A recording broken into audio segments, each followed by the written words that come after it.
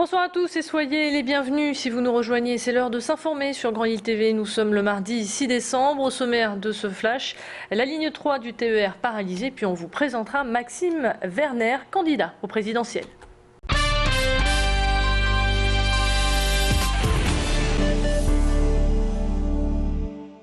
Ça coince sur les rails. La ligne 3 du TER est actuellement bloquée dans les deux sens de circulation en raison d'une caténaire arrachée.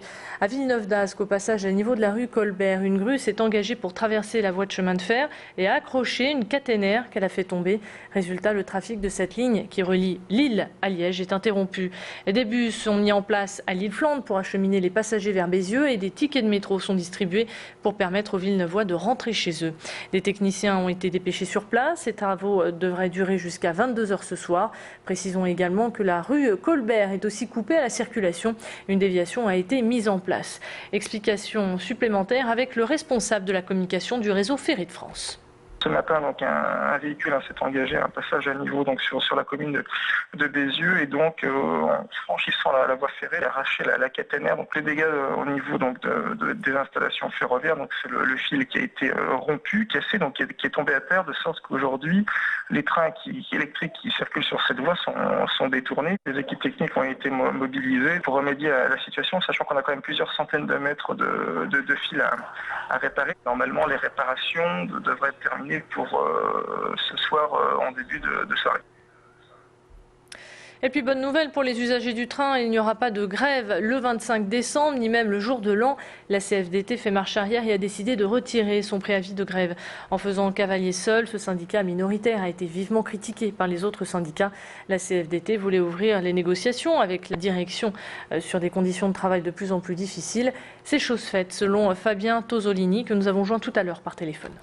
L'entreprise a pris en considération ce malaise en accordant deux grands axes de travail. Le premier étant sur une rediscussion globale de la spécificité du métier de conducteur de train. Et un deuxième point important, c'est une rémunération spécifique aux agents de conduite dans le cadre de l'accord salarial de 2012, chose qui n'avait pas été faite depuis de nombreuses années, puisque depuis 2006, il n'y avait plus eu de spécificité dans la rémunération des agents de conduite. Politique, il a 22 ans, il s'appelle Maxime Werner et compte bien être candidat au présidentiel 2012. Son nom vous est peut-être inconnu et pourtant cet étudiant est le président de l'Association des jeunes de France. Il est aussi l'initiateur de la loi sur l'éligibilité à 18 ans à toutes les élections en France. Aujourd'hui, il se présente comme le porte-voix de la jeunesse. Il a rencontré ce midi les étudiants de l'EDEC pour parler de ses idées, de son programme, dans lequel il s'attaque fermement à Marine Le Pen. Maxime Werner rejette la pensée du Front National et souhaite le combattre en déstructurant son discours. Il a d'ailleurs proposé un débat avec Marine Le Pen. Il nous en parle au micro de Macha Grunessen. À un moment donné où les grands partis font comme si de rien n'était. Comme si faire 20% d'élection présidentielle pour un parti d'extrême droite était tout à fait normal au fond. Alors c'est parfois à des petits jeunes de 22 ans d'aller leur rappeler ce qu'est l'histoire de France, les valeurs de notre pays, et le projet d'intérêt général qui doit être porté l'année prochaine. J'aimerais faire un débat avec Marine Le Pen pour montrer les divergences, montrer qu'elle nous ramènerait vers le passé, elle nous renfermerait, elle ferait la faillite de notre pays. C'est ça que je veux montrer et pour ça que depuis un mois je l'appelle à débattre, j'ai toujours pas de réponse, alors mes appels du pied seront de plus en plus insistants.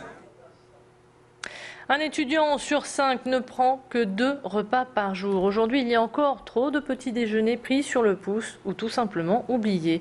Alors pour rappeler aux jeunes l'importance de ce premier repas, une opération de sensibilisation a eu lieu ce matin à la faculté de droit de Lille. Les étudiants ont pu prendre un petit déjeuner équilibré avec au menu des céréales, de la confiture et du pain. Le pain, un élément essentiel à une alimentation saine. En mangeant le matin, vous apportez toute l'énergie nécessaire au bon fonctionnement de votre organisme. Évitez ainsi les grignotages pouvant entraîner un surpoids. Pourquoi alors les étudiants ne mangent-ils pas le matin? Pour le savoir et pour en avoir le cœur net, Macha Grunessen leur a tout simplement posé la question et visiblement c'est le manque de temps qui est en cause. Le matin, c'est pas vraiment un manque de temps, mais c'est que finalement, on n'y pense pas. J'ai pas le temps et que je pense pas forcément m'acheter du pain ou des tartines, confitures et compagnie. Et quand je suis chez moi, je déjeune, mais comme je suis toute seule, j'ai pas toujours la présence d'esprit de penser à mon petit déjeuner, quoi.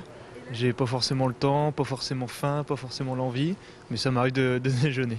C'est un moment pour démarrer, je pense que c'est important de prendre le temps de se poser un petit peu et prendre le petit déjeuner. En cette période de fin d'année, comment être sûr d'impressionner vos convives le soir de Noël avec une belle décoration? Dans la rubrique des bons plans, nous vous emmenons aujourd'hui chez nos voisins belges à Menin. Dans cette grande surface de 2000 m², il n'y a que l'embarras du choix. Ici, 85% de la clientèle est française, un nombre qui ne cesse d'augmenter et pour cause. Il y a une grande variété de produits de bonne qualité et le tout un peu moins cher qu'en France. Voilà ce qui a fait le succès de cette grande surface. Pour de nombreux nordistes, venir ici est même devenu une tradition. Voyez ses réactions au micro de Tanguy Lécluse. On trouve des choses qu'on ne trouve pas ailleurs. Notamment, j'ai fait des colmars et autres, mais on ne trouve pas les mêmes choses qu'on trouve ici. C'est joli et pas excessivement cher en plus. Tous les ans, c'est le rituel. On vient faire un tour en Belgique. On a des belles décorations, c'est bien mis en place. Ça donne des idées, puis ça nous permet de commencer un petit peu la féerie de Noël.